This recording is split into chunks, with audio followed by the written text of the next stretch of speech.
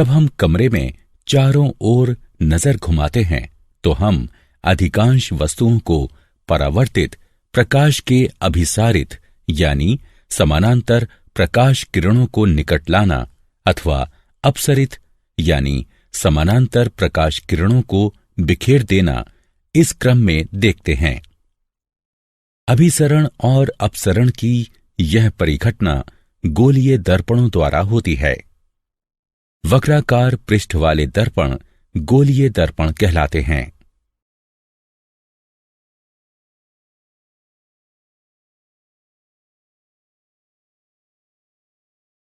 उद्देश्य। इस पाठ के अंत में आप निम्न करने में सक्षम हो जाएंगे।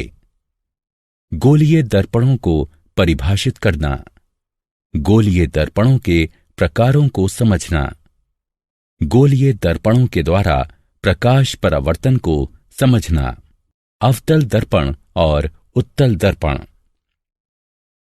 अवतल दर्पण एवं उत्तल दर्पण के मध्य अंतर कर पाना। प्रतिबिंब कैसे बनाएं? दर्पणों की संकेत परिपाटी को जानना। आवर्धन को परिभाषित करना।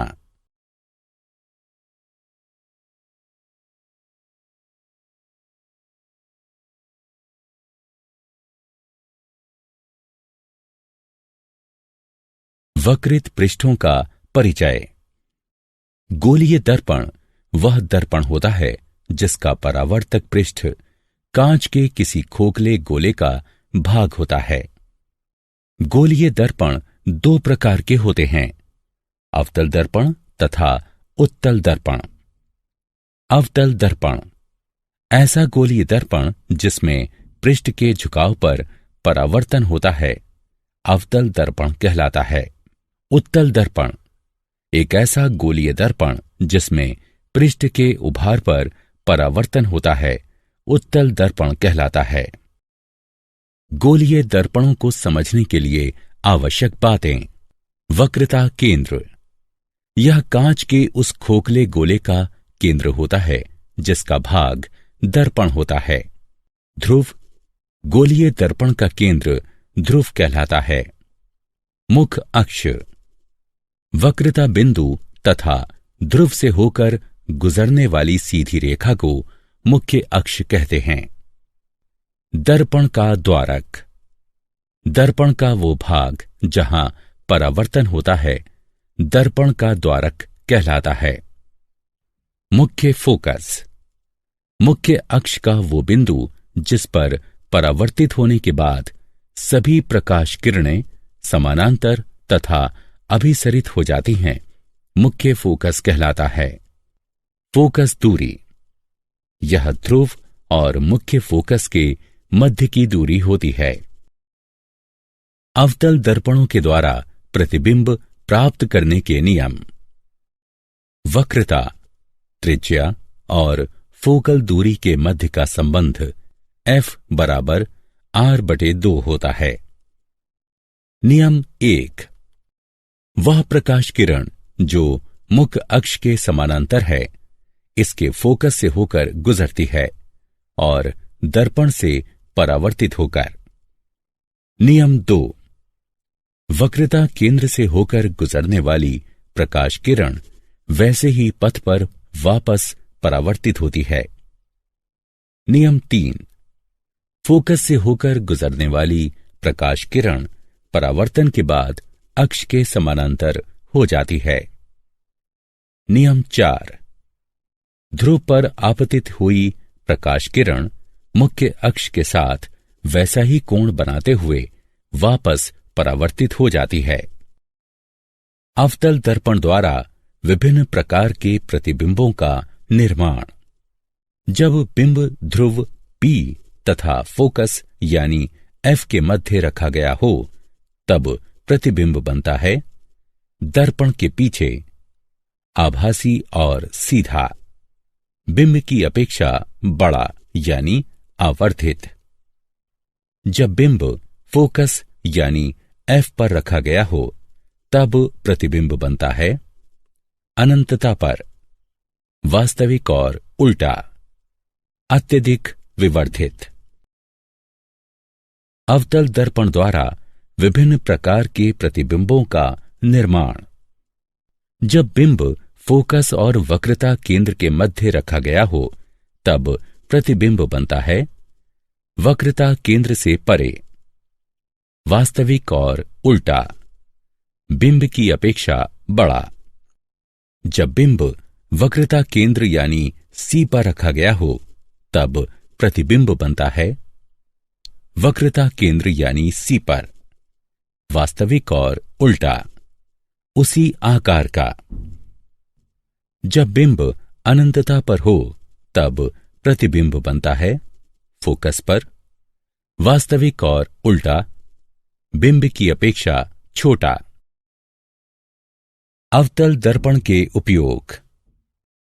अवतल दर्पण का उपयोग किया जाता है टॉर्चों, वाहनों, हेडलाइटों और सर्च लाइटों में परावर्तक के तौर पर। चेहरे का बड़ा प्रतिबिंब देखने के लिए शेविंग दर्पण में। दंत चिकित्सकों द्वारा रोगी के दांतों का बड़ा प्रतिबिंब देखने के लिए। उत्तल दर्पणों द्वारा बनाए गए प्रतिबिंब प्राप्त करने के नियम। नियम 1। किसी उत्तल दर्पण के मुख्य अक्ष की समांतर किरण दर्पण की ओर से आती हुई प्रतीत होती है। नियम 2। उत्तल दर्पण के वक्रता केंद्र की ओर जा रही किरण उसी पथ के द्वारा परावर्तित होती है। नियम 3।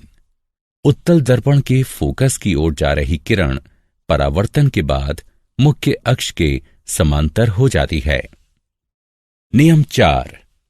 ध्रुव पर आपतित किरण मुख्य अक्ष के साथ उसी माप का कोण बनाते हुए वापस परावर्तित होती है। किसी प्रतिबिंब में निम्नलिखित विशेषताएं सदैव पाई जाती हैं। प्रतिबिंब दर्पण के पीछे बनता है। यह आभासी और सीधा होता है। यह बिंब की अपेक्षा छोटा होता है। अवतल दर्पण द्वारा विभिन्न प्रकार के प्रतिबिंबों का निर्माण। जब बिंब अनंतता पर हो तब प्रतिबिंब दर्पण के पीछे बनता है। आभासी और सीधा होता है।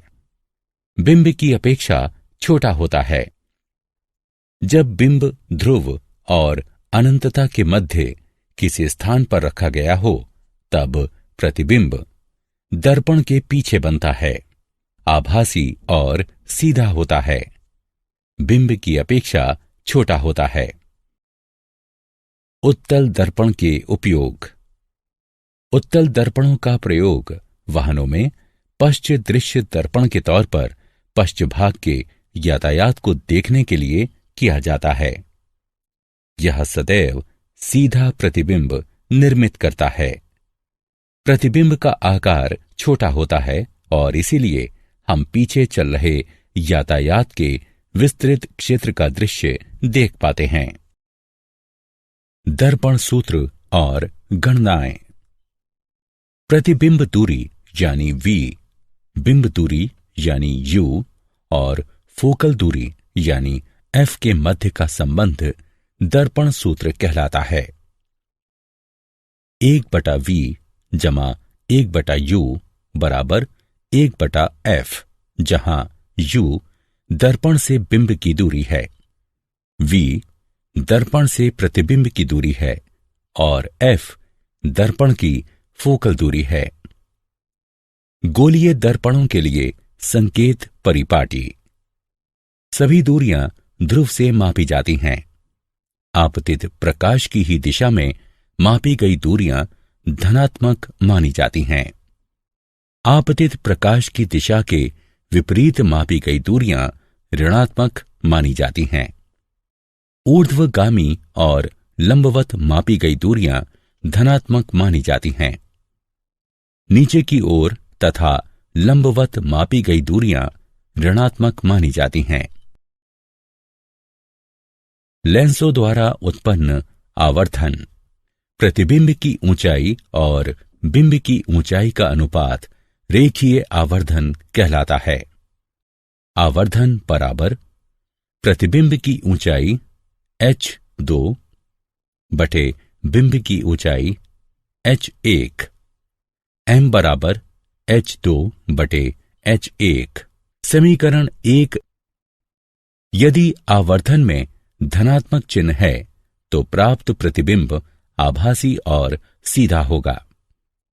यदि आवर्धन में ऋणात्मक चिन्ह है तो प्राप्त प्रतिबिंब वास्तविक और उल्टा होगा। रेखीय आवर्धन प्रतिबिंब दूरी और बिंब दूरी के अनुपात के बराबर होता है। m बराबर v यानी प्रतिबिंब दूरी बटे u यानी बिंब दूरी। समीकरण 1 एवं 2 को जोड़ने पर हम पाते हैं h2 बटे h1 बराबर v बटे u। दर्पण में रेखीय आवर्धन m बराबर घटा v बटे u और लेंस का m बराबर v बटे u होता है। लेंस की शक्ति। किसी लेंस पर पड़ने वाली प्रकाश किरणों के अपसरण अथवा अभिसरण के परिमाण के माप को लेंस की शक्ति कहते हैं। उत्तल लेंस स्वयं पर पड़ने वाले प्रकाश पुंज को अभिसरित करता तथा उन्हें प्रकाशिक केंद्र पर फोकस करता है। इसमें अधिक शक्ति होती है। अवतल लेंस स्वयं पर पड़ने वाले प्रकाश पुंज को अपसरित करता है और इसे कम शक्तिशाली बनाता है। लेंस की शक्ति। लेंस की शक्ति को उसकी फोकल दूरी के व्युत्क्रम के रूप में मीटर में परिभाषित किया जाता है। लेंस की शक्ति बराबर 1 बटे फोकल दूरी। आवश्यक बिंदु। उत्तल लेंस की शक्ति धनात्मक होती है। अवतल लेंस की शक्ति ऋणात्मक होती है।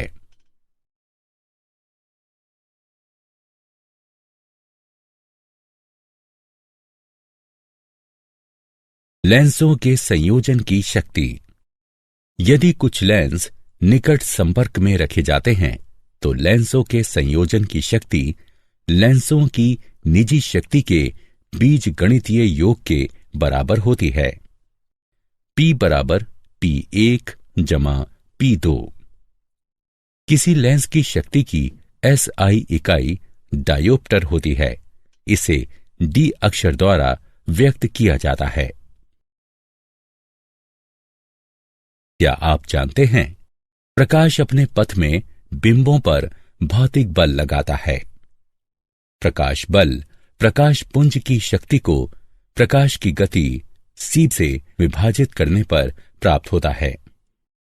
ऋग्वेद में लिखा है कि प्रकाश 3 प्राथमिक रंगों पर आधारित होता है।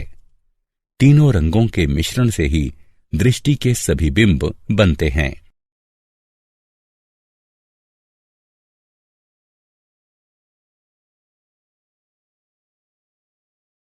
सारांश।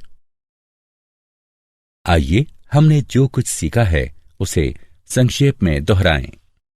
अवतल दर्पण में परावर्तन पृष्ठ के झुकाव में होता है। उत्तल दर्पण में परावर्तन उभरे हुए पृष्ठ से होता है। किसी गोलीय दर्पण की वक्रता त्रिज्या कांच के खोखले गोले की त्रिज्या होती है और दर्पण उसका एक भाग होता है। उत्तल दर्पण का फोकस दर्पण के पीछे स्थित होता है। प्रतिबिंब उस बिंदु पर बनता है जिस पर कम से कम 2 परावर्तित किरणें एक दूसरे को परस्पर काटती हैं।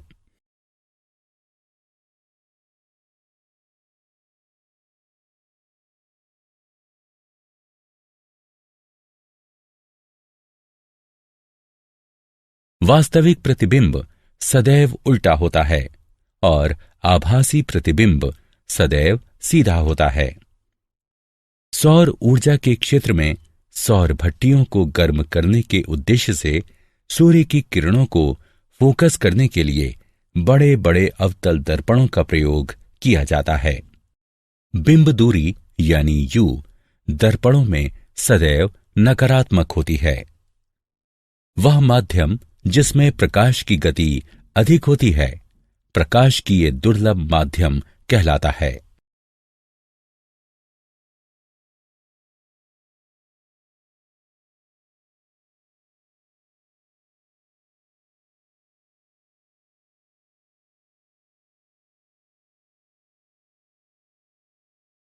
परिचय।